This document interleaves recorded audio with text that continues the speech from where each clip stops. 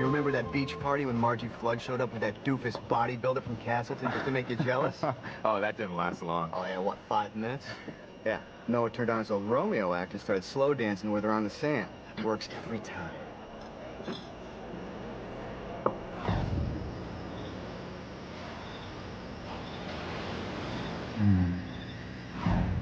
So Margie and Noah slipped off the dunes for the rest of the night, and the poor jerk walked around calling, Margie, Margie, where are you, hon, for 2 hours. And Margie had his car keys. Oh, God only knows how that guy got home. You should have been there, Fancy. Sounds hilarious. This is the greatest guy in the whole damn world. All the time I knew him, he was #1. Everybody liked him, especially the ladies. Well, what can I say? You know, some of us got it, some of us don't. Yeah, while the rest of us were trying to hide our pimples, Noah was making conquest after conquest. And he had it all. Looks, smart. Ah, don't forget Sean. Then why don't you date him? I guess I am a prize fool, huh? Talking you up when I'm trying to make an impression. You said it, not me. You still got it, Noah.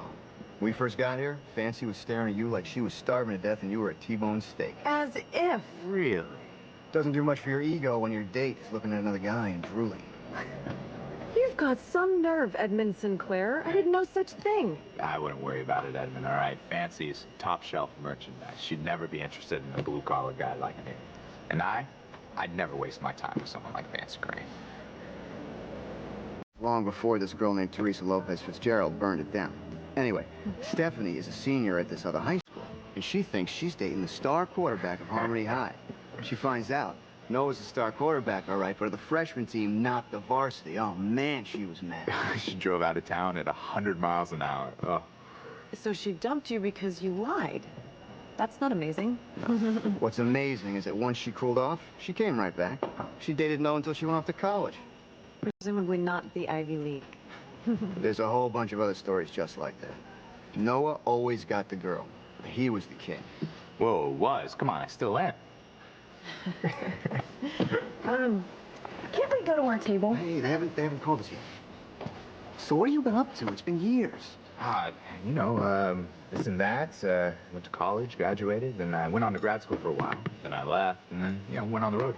That sounds sweet. My family would never let me do that. Yeah, it wasn't too shabby. You know, lately I've been hanging out in Vegas. Vegas. Oh, man. Sin City, huh? What happened out there? Anything memorable?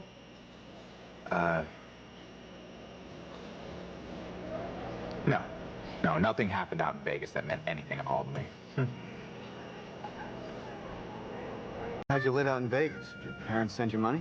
Nah, I don't take handouts. You remember how I used to play cards a little and was kind of good at it? What can I say? You gambled for a living? And were you successful? How could he be if he's bartending now? But forget about the help, Edmund. I'm on a date with you, remember? Tell me about your life. I'm sure you have hidden depths. Me? Well, you know, not like Noah. And with me, what you see is what you get. Oh, come on, don't sell yourself short, man. No. Edmund is terrific, all right? He's got it all. You know, I always thought myself lucky to be his friend. Well, you still are my friend. Yeah. You look like you have a great body. And I'll bet those muscles match the rest of you. You're so big and strong. I bet you were a big football hero.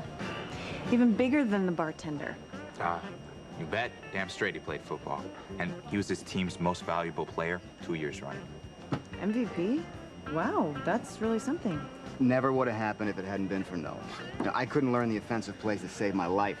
But over the phone, Noah tutored me. He forced me to memorize them day after day. Now, he's the real MVP. If it hadn't been for Noah, I wouldn't even made starting quarterback at my boarding school.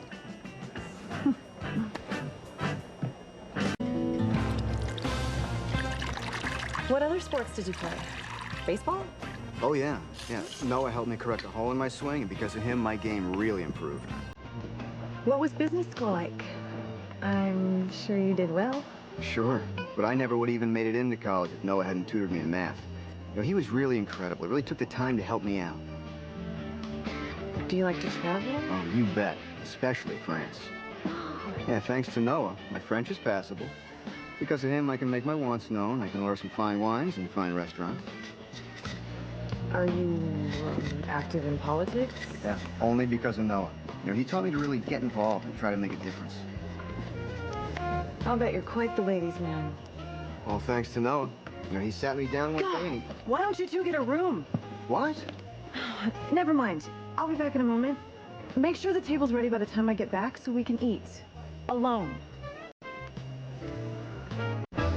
Here's the bottle of wine you ordered. Oh, let the lady try.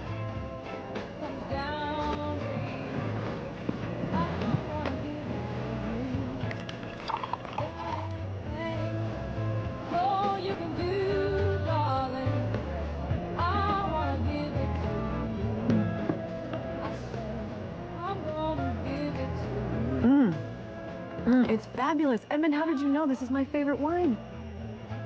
Oh, you must have asked someone at the house. What a nice change to be out with a man of taste and culture. Someone sensitive enough to find out what a lady likes and then plans accordingly. Well, yeah, I ordered the wine, but it was Noah's idea. What? I'm glad you like it. Edmund Sinclair, you clueless twit. You're such a moron you have to ask dating advice from some stupid bartender?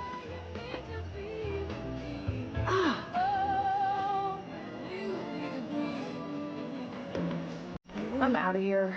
Fancy, what is it? What is it?